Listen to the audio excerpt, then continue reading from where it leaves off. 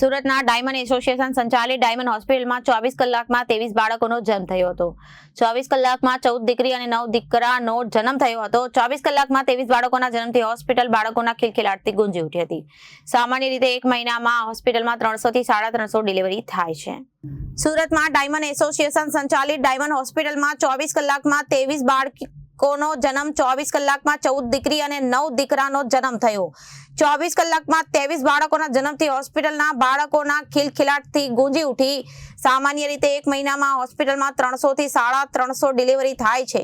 સરેરાશ પ્રતિદિન 11 થી 12 બાળકોનો જન્મ આ હોસ્પિટલમાં થતો હોય છે અને 24 કલાકમાં આજે 23 બાળકોનો જન્મ થતા હોસ્પિટલ સ્ટાફમાં પણ ખુશી જોવા મળી હતી.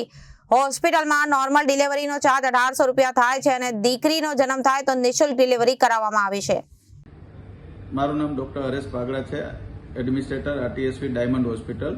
ગઈકાલે તારીખ 19/9/2025ના રોજ ડાયમંડ હોસ્પિટલમાં ટોટલ 23 ડિલિવરી થઈ હતી અને તેમાંથી 14 દીકરી અને 9 દીકરાનો સમાવેશ થાય છે.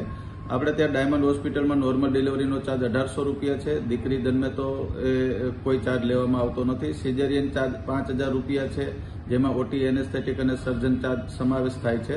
એમાં બી જો દીકરીનો જન્મ થાય તો માત્ર 3200 રૂપિયામાં સિઝેરિયન કરવામાં આવે છે અને બીજી દીકરીથી માંડીને પહેલી દીકરી સિવાય બીજી, ત્રીજી અલગ દરેક દીકરીને 1 લાખના બોન્ડ આપવામાં આવે છે અને અહીં રોજની ઓપીડી 900 થી 1000 પેશન્ટની રહે છે. મહિનાની 300 થી 350ની ડિલિવરી થાય છે, જેનો ડાયમંડ હોસ્પિટલમાં મોતિયાનું ઓપરેશન તદ્દન ફ્રી થાય છે અને બહુ મોટા પ્રમાણમાં જરૂરિયાતમંદ લોકો આમનો લાભ લઈ રહ્યા છે. Reporter Arvind Rathod, Janadesh news, Surat.